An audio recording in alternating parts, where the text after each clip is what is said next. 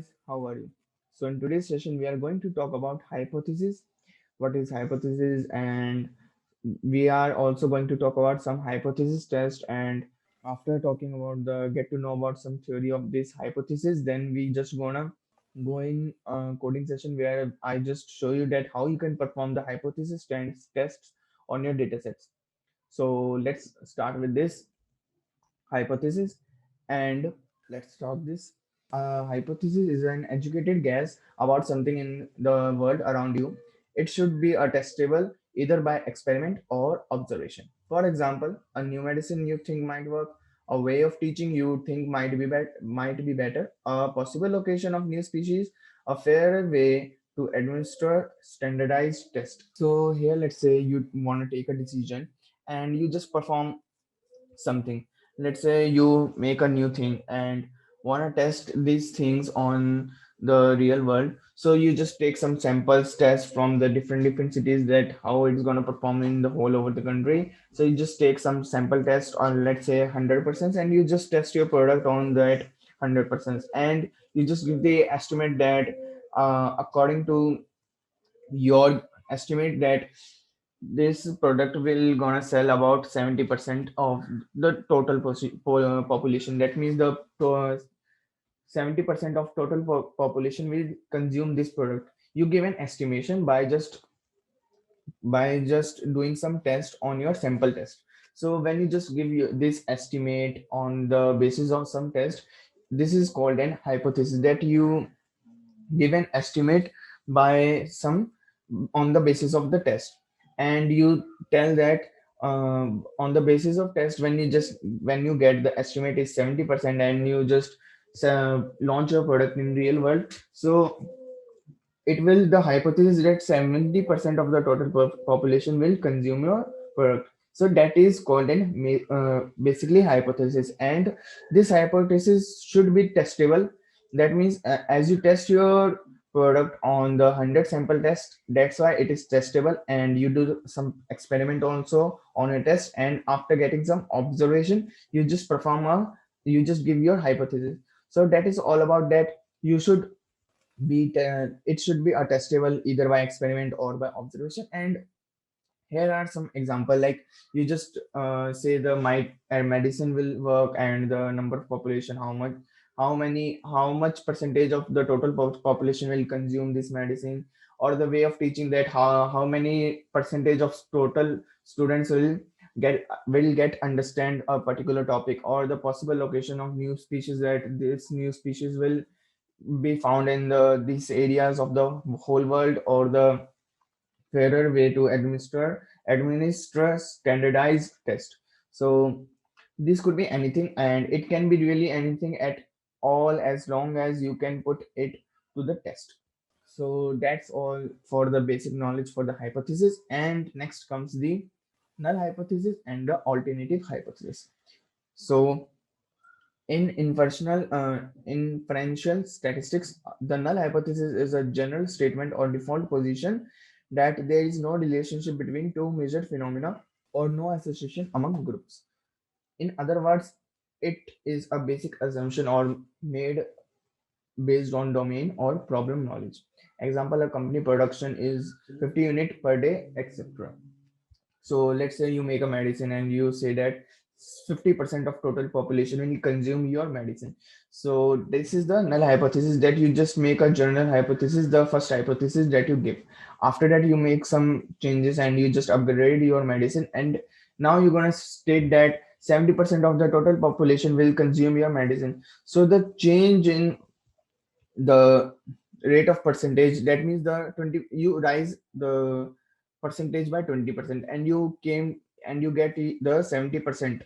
That means the 70% of total population will consume. So that new percentage that will come out is the alternative hypothesis.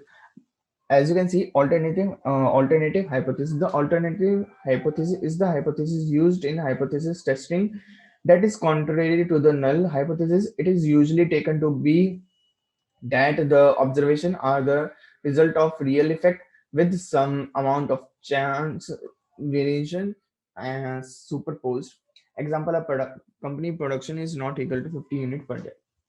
So when you state that now your now the 70% of total population will consume your medicine, then it is opposite to the null hypothesis, which is the 50% of the total population. So at a particular time, one of the hypotheses will get true and the other one will get false. So that is all about that. At a particular time, one is true, and this both null and alternative will be contrary to each other. And this this is all about the null and alternative hypothesis.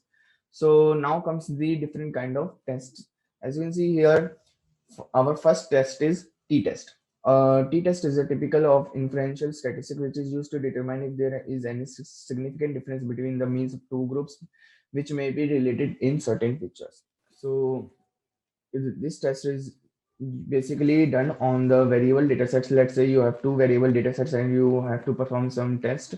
So this test is very useful, and this t-test is used to determine whether there is any difference between these two datasets or not. So next comes the it is most used when the datasets like the sets of the data records as outcome of from flipping a coin 100 times would follow a normal distribution and may have unknown variances. So here the data sets can also be like when you flip a coin 100 times and you get head and tail, head and tail, head and tail, and there you can also perform this t-test. A t-test is used as hypothesis testing tool which allows testing of an assumption application to a population. So this t-test is a hypothesis testing tool which is allow you to test of some data sets, like you can say do some test on the population. So this t-test is also useful in the hypothesis test. Next comes the ANOVA test. The t-test works well when we're dealing with two groups, but sometimes we want to compare more than two groups at the same time.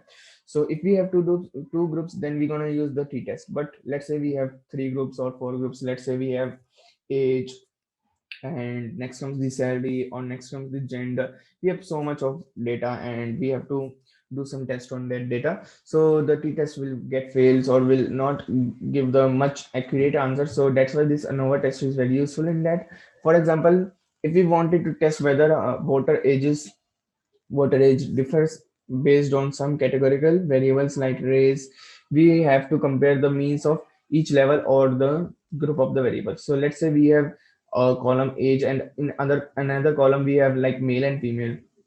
So there we have to perform the ANOVA test because these two columns are different from each other. One is variable data, another one is categorical data. But in the t-test we can't use the categorical data and variable data, we can only use the categorical data. No, in t-test we can only use the variable data. We could carry out a separate t-test for each pair of groups, but when you conduct many tests, you increase the chances of false positive. So if you can also try to do some t-test on by just taking two groups of the whole data set, but at the same time when you just conduct the t-test on two groups, then there is chances of false positives. So that's all for this. And next comes the analysis of variance over ANOVA is a statistical inference test that lets you compare multiple groups at the same time. So here, if you have some multiple groups, then this ANOVA test is very best because it is used to compare the multiple groups at the particular same time. So this ANOVA test F equals to between group variability divided by within group variability. So this is how the ANOVA test will carry out. Next comes the chi-square test. The test is applied when you have two categorical variables from a single population. So So it is used to determine whether there is a significant association between the two variables.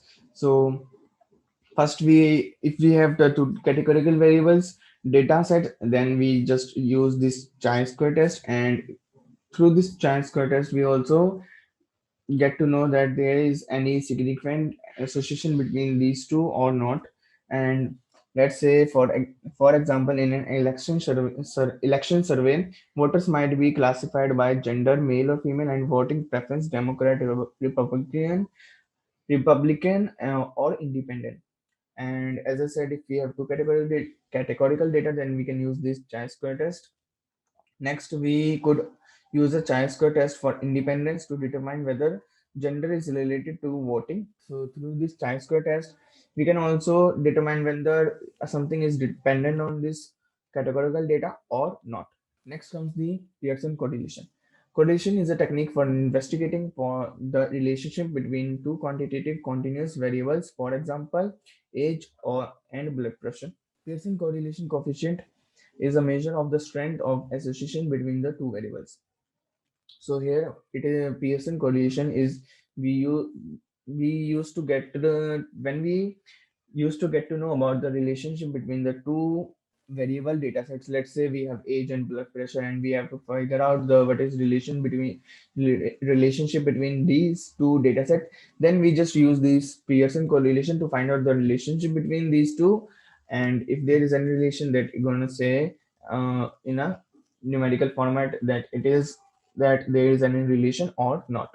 So in all of these tests, there is there is a value which is called as p value, and if there is something which is less than 0.05, if the p value is less than 0.05, then the test gets failed, and if the value is greater than 0.05, then we can say that test is positive. So that's all for the theory session.